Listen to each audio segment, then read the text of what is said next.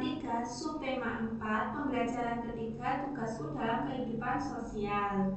Nah, tujuan pembelajaran yang pertama, dengan mendengarkan dongeng, siswa mampu memahami yang berkaitan dengan kehidupan sosial. Dan yang kedua, dengan mengamati teks, siswa dapat menghitung total harga barang. Nah, langsung saja kita akan belajar bahasa Indonesia, memahami isi dongeng yang dibacakan. Nah, tahukah kamu apa itu dongeng? Dongeng adalah sebuah cerita yang tidak benar-benar terjadi. Dongeng dapat berisi pesan atau nasihat. Contoh dongengnya ada kancil menolong kerbau, si kancil dan si ciput, angsa dan telur emas, Aladin dan lampu ajaib, Cinderella dan sepatu kaca, putri salju dan 7 kurcaci, kancil dan buaya, dan masih banyak lagi cerita dongeng. Kalian bisa mencarinya di rumah ya. Ibu akan membacakan sepenggal dongeng yang berjudul Gagak Sang Pembohong. Sebelumnya ibu minta maaf, ibu lupa membawa alat peraganya, jadi ibu hanya membacakan saja. Nah, aku adalah burung gagak. Makananku daging bangkai hewan lain. Bulu dan paruhku berwarna hitam. Suaraku berkuak membuat merinding siapapun yang mendengarnya. Walaupun aku makan daging, tapi aku juga suka menyantap telur burung lain. Ini adalah sepenggal kisahku. Di pagi yang cerah, 4 burung pipit sedang bercanda penuh keakraban. Beberapa saat kemudian, pandangan mereka tertuju ke arah dahan yang lebih tinggi. Di atasnya, seekor burung bertengger memandang mereka. Ia layaknya seorang raja yang bijaksana. Warna hitam yang membalut tubuhnya semakin membuatnya tampak berwibawa. Hai, burung kecil yang lucu, aku adalah burung yang sedang tersesat.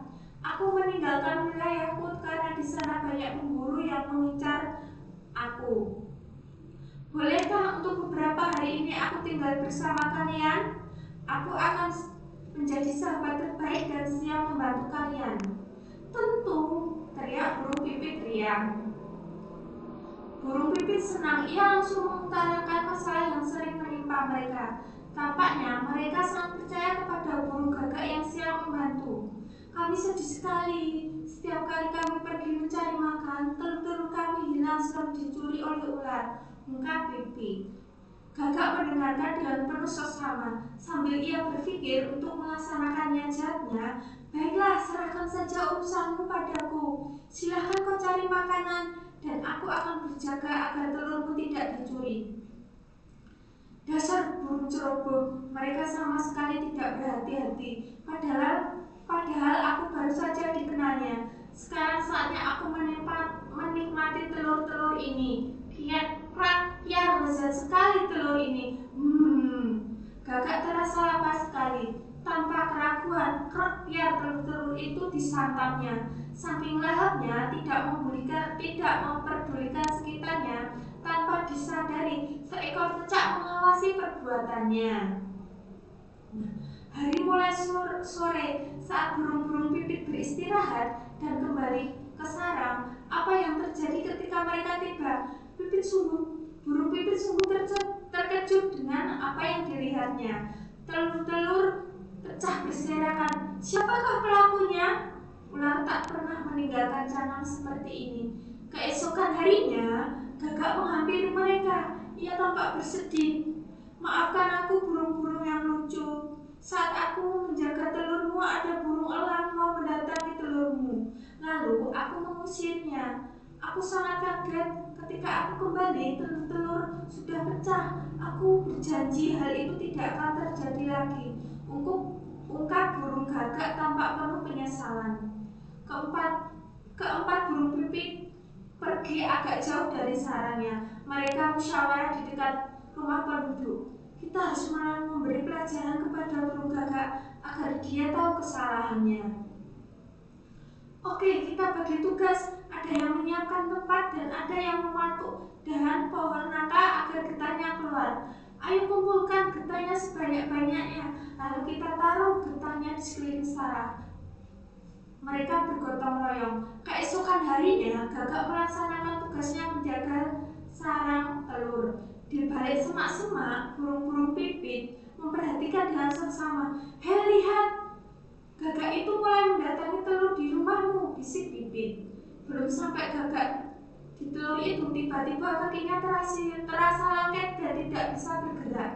Gagak, perbuatanmu sudah terungkap. Kamu tidak perlu mengelak. Jika benar ular yang memakan telur-telurku, pastilah dia akan menelannya dengan kulitnya. Kalaupun dimuntahkan, kulitnya pasti remuk. Cicak juga menjadi saksi atas tersebut. Dan perbuatanmu yang tidak terpuji itu, kata burung pipit. Maafkan aku, burung pipit. Selama ini aku telah membodohi kalian. Aku telah memanfaatkan kepercayaan kalian dengan memakan telur kalian, kata burung gagak. Baiklah, kami akan maafkan, tapi kau harus berjanji untuk tidak mengulangi perbuatan lagi, kata burung pipit. Nah, setelah kita mendengarkan doa tersebut, mari kita jawab bersama-sama yuk. Yang pertama, apa yang dilakukan sang gagak? Yang dilakukan sang gagak adalah membohongi burung pipit dan memakan telur-telur burung pipit. Yang kedua, apa yang dilakukan burung untuk menjebak sang gagak? Yang dilakukan burung pipit untuk menjebak sang gagak adalah mengumpulkan getah sebanyak-banyaknya lalu ditaruh di sekeliling sarang. Yang ketiga, apakah yang kamu peroleh dari kisah dongeng Gagak Sang Pembohong? Pelajaran yang dapat diperoleh agar kita tidak boleh membohongi teman dan kita harus saling memaafkan kesalahan teman. Nah, selanjutnya kita akan belajar menghitung total harga barang. Kita lihat teksnya bersama-sama anak-anak. Tommy membeli perlengkapan di sekolah di toko alat tulis. Satu buku tulis seharga Rp3.000, satu pensil seharga Rp1.000, satu penggaris seharga Rp1.000, dan satu penghapus seharga Rp500. Saat itu Tommy membawa uang sebesar Rp5.000. Nah, apa saja yang dapat dibeli Tommy? Nah, pilihannya kita lihat. Satu buku tulis seharga Rp3.000, satu pensil seharga Rp1.000, dan satu penggaris seharga Rp1.000. Kita totalkan menjadi Rp5.000.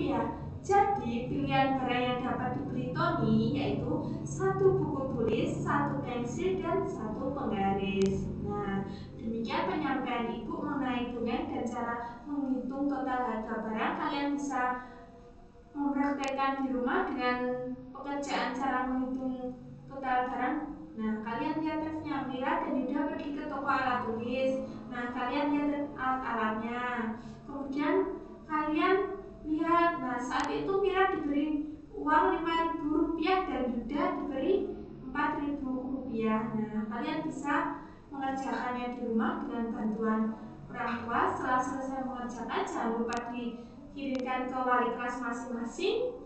Demikian penyampaian Ibu. Apabila ada salah kata, mohon maaf. Akhirul kalam. Wassalamualaikum warahmatullahi wabarakatuh.